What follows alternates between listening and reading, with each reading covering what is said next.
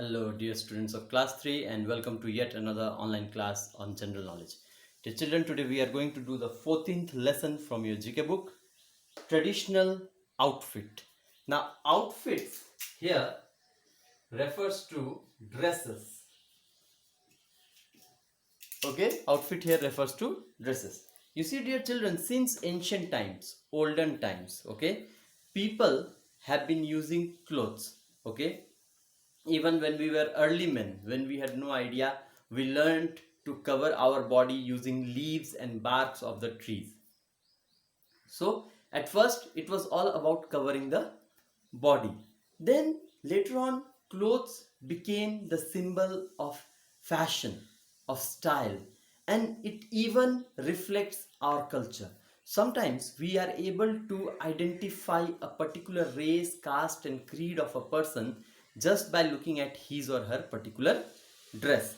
And that dress, which symbolizes the tradition, caste, creed, religion of a person, is known as traditional outfits. Okay, traditional outfits are normally worn during the particular festivals of the religion. Okay, like during Saraswati Puja, most of the girls, they like to wear yellow sarees, right? Same way, even when there is some traditional procession taking place, okay, people flock around in huge number to celebrate something which is related to their tradition. They like to dress up in their own traditional outfit. It is an identity of a person. It is an identity of a person. It shows to which particular caste, creed, religion, or even country a particular person belongs to. You see, if there is an international conference and many people are gathered there who are wearing their traditional dresses, then by with the knowledge of the traditional dress, we can easily identify which particular country that person belongs to. So dear children, today we will be doing a small exercise from your GK book, through which we will learn about the traditional outfits of different people of different countries. So let's begin. Okay, we will do it, we'll write the question. Name the traditional dresses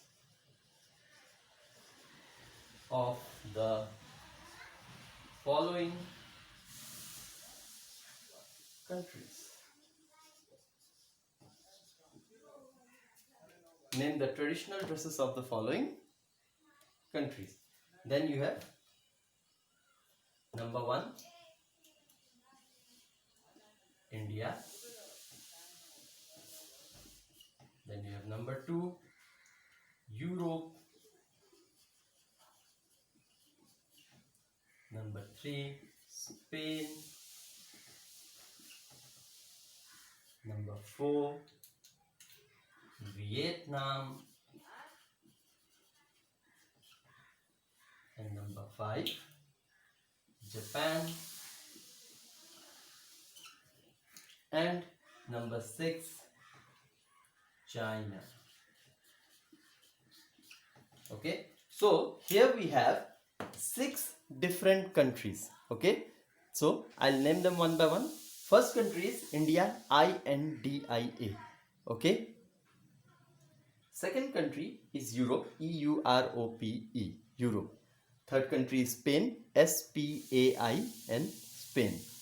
Fourth country is Vietnam, VIETNAM, Vietnam. Fifth country is Japan, JAPAN, Japan.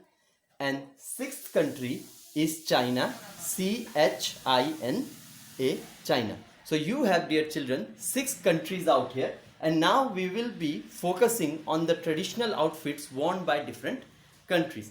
Please pay attention that the traditional outfits that I'll be naming here are the outfits worn by women of these countries.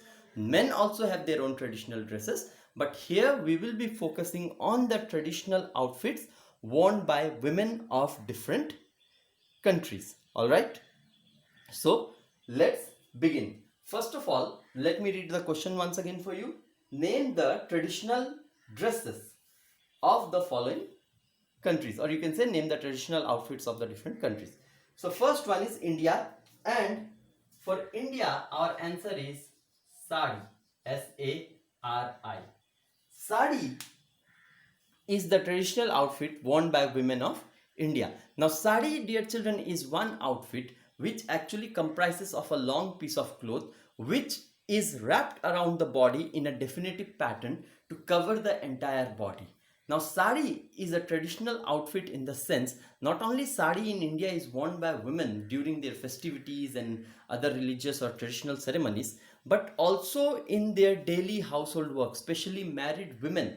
They like to clad themselves in sari all the time. So India, the traditional outfit is sari. Okay. Then for Europe, you have D-I-R-N-D-L, dirndl. D-I-R-N-D-L, dirndl. Now, dear children, as the diagram here shows, dirndl actually comprises of a long gown, okay, of a long gown with a collar and a head cover, not a cap, not a hat, but a grown head cover on the head. European women, especially working European women, are very particular about keeping themselves covered because in this way they can maintain their cleanliness and hygiene. So they like to make sure that every part of their body is covered. Hence, instead of 2 or 3 clothes, they like to they prefer one long gown which covers them from top to bottom with long collar, and they also cover their head using a headdress, okay, a head cover. Then comes the third country, Spain. And for Spain, you have poleras, P-O-L-L-E-R-A-S, P-O-L-L-E-R-A-S, poleras. You see, poleras is also a long gown, but below the waist, all right, below the waist and above the waist, there are two different sections, and all sections are layered. All sections are layered. I'll put up a drawing of the page on pic of the page on the group so that you'll understand what I'm talking about. Now they have, it is usually half worn, and when the Spain dance, what you call Spain dancers, they perform their dance item, they particularly like to wear poleras, okay. It is tighter at the waist but flowing below, which allows for easy movement. All right. Next comes Vietnam, and for Vietnam, the traditional outfit worn by women of Vietnam is Ao Dai. A-O Ao, D-A-I Dai. Remember, they are separate words, okay? A-O Ao is separate, D-I Dai is separate. Now, Ao Dai also consists of a long, full-length gown, okay? Full-length gown. And in particular, Vietnam, dear children, is a very small agricultural country where people mostly engage themselves in agriculture, farming.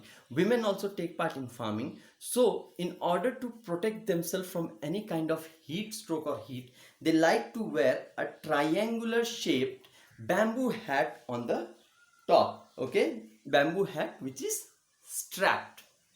They use this hat to work in the field. While working in the field, they wear this hat and protect themselves from heat or even rain. It is larger with a slope, and in order to keep themselves neat and clean, they like to wear full length gown, that is hand to hand, leg to leg, one big gown. And since, children, these are traditional dresses, so we have to understand they are well decorated and well embroidered. Embroidered meaning different kind of design, you know, flowers and birds and stuff like that, with anything which can make the gown look beautiful is put on it.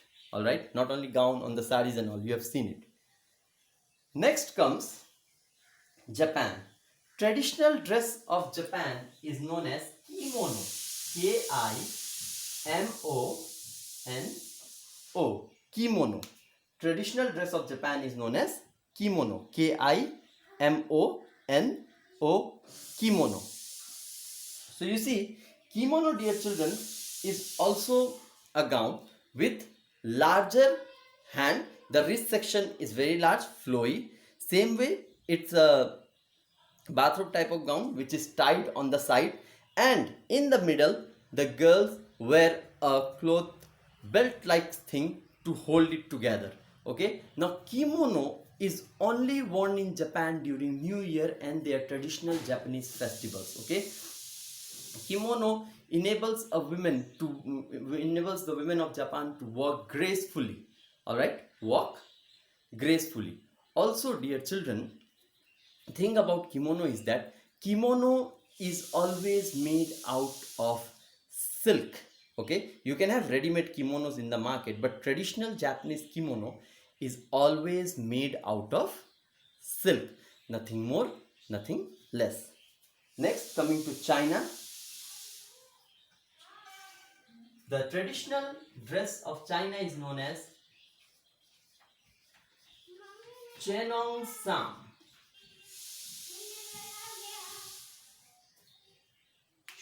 Sorry, it's a spelling mistake. Not Cheongsam, it is Cheongsam.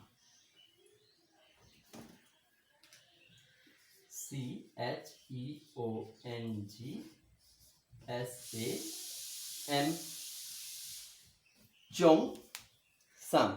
Now, Cheongsam is almost similar to kimono. Only difference is that it doesn't have a central waist belt, or it is not used for simply traditional purposes. It is used for all around day purposes also. It's kind of a all day wear for the women there. Now, same like kimono, it is tied on the sides. It is tied on the side, not in the middle, but in the sides. And like kimono only, Cheongsam is also made out of pure silk. Children, a historical fact for you. Silk was first developed in China itself. China was the first country to develop silk.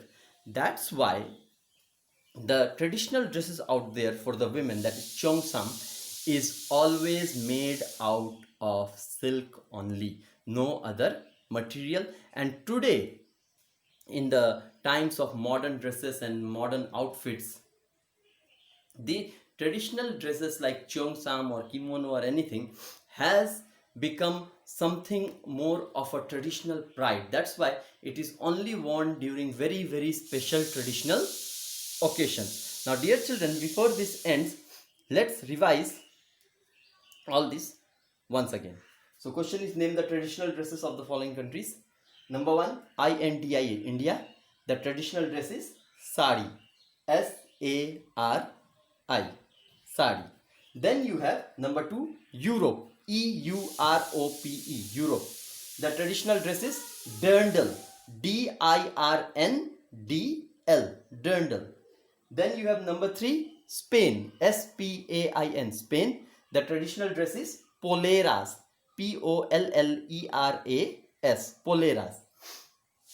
Then you have number 4, Vietnam, V-I-E-T-N-A-M, Vietnam.